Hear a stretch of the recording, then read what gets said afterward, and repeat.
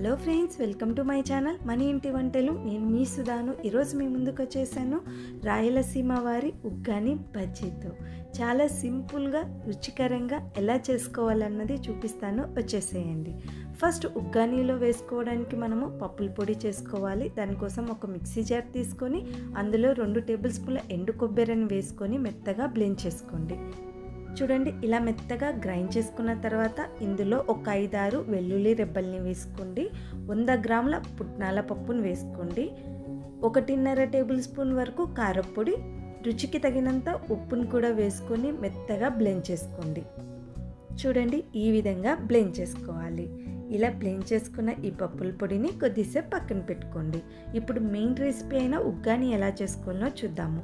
ఇక్కడ నేను ఒక బౌల్ బొరుగులు తీసుకున్నాను. ఆ బొరుగుల్ని మంచి నీళ్ళల్లో వేసుకొని ఈ విధంగా పూర్తిగా బొరుగులు మునిగేలాగా డిప్ చేసుకోండి. ఇలా బొరుగులు పూర్తిగా సాఫ్ట్గా అయిన తర్వాత నీళ్ళలో నుంచి నీళ్ళన్నవి లేకుండా బాగా ప్రెస్ చేసుకొని ఒక ప్లేట్లోకి ట్రాన్స్ఫర్ చేసుకోండి. మీకు ఎన్నైతే బొరుగులు కావాలనో అన్ని బొరుగుల్ని ఇదే విధంగా రెడీ చేసి పెట్టుకోండి. ఇప్పుడు స్టవ్ పైన ప్యాన్ పెట్టుకొని అందులో 5 నుంచి 6 టేబుల్ స్పూన్ల వరకు ఆయిల్ వేసుకోండి. దీనికి కొద్దిగా ఆయిల్ ఎక్కువగా ఉంటేనే బొరుగులు చాలా టేస్టీగా వస్తాయండి.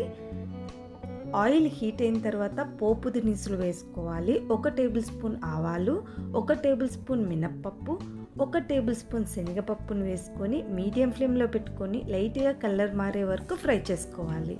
తర్వాత ఇందులో ఒక పెద్ద సైజు ఉల్లిపాయ సన్నగా కట్ చేసి వేసుకోండి. ఇందులోనే 4 పచ్చిమిరపకాయలని కూడా వేసుకొని ఒకసారి బాగా కలపండి. ఇందులోనే కొద్దిగా కరివేపాకును కూడా వేసుకొని ఉల్లిపాయ లైట్గా కలర్ మారే వరకు ఫ్రై చేసుకోండి. తర్వాత ఒక పెద్ద సైజ్ టమోటో సన్నగా కట్ చేసి వేసుకోండి. ఈ టమోటో కూడా పూర్తిగా సాఫ్ట్ అయ్యేంత వరకు మీడియం ఫ్లేమ్లో పెట్టుకొని కుక్ చేసుకోండి. చూడండి, టమోటో ఈ విధంగా పూర్తిగా మగ్గిన తర్వాత ఇందులో చిటికెడు పసుపును కూడా వేసుకొని మరోసారి బాగా కలుపుకోండి. ఇలా రెడీ అయిన తర్వాత ఇందులో మనం రెడీ చేసి పెట్టుకున్న బొరుగుల్ని మొత్తం వేసుకోవాలి. ఇందులోనే రుచికి తగినంత ఉప్పును కూడా వేసుకొని ఆయిల్లో బొరుగుల్ని బాగా ఫ్రై చేసుకోవాలి. మీడియం ఫ్లేమ్లో పెట్టుకొని ఈ విధంగా బాగా ఫ్రై చేసుకోండి. ఇలా ఫ్రై చేసుకున్న తర్వాత ఇప్పుడు ఇందులో మనం ఆల్రెడీ గ్రైండ్ చేసి పెట్టుకున్న పప్పుల పొడి ఉంది కదా, అది మీకు ఎంతైతే కావాలో అంత వేసుకోండి. మీరు ఎంతైతే స్పైస్ తినగలుగుతారో అంత పప్పుల పొడిని వేసుకొని బొరుగులకు పట్టేలాగా బాగా కలుపుకోండి.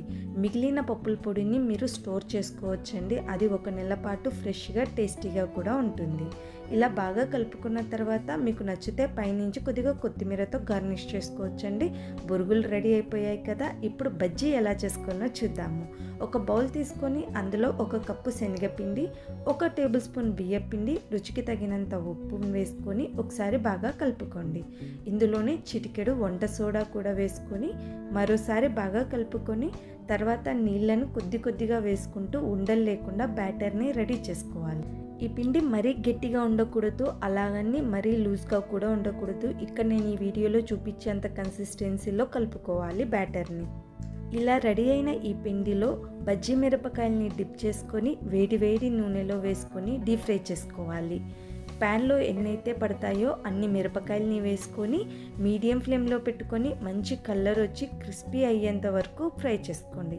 చూడండి, ఇలా మంచి కలర్ వచ్చిన తర్వాత ఆయిల్లో నుంచి బజ్జీని పక్కకు తీసుకోండి.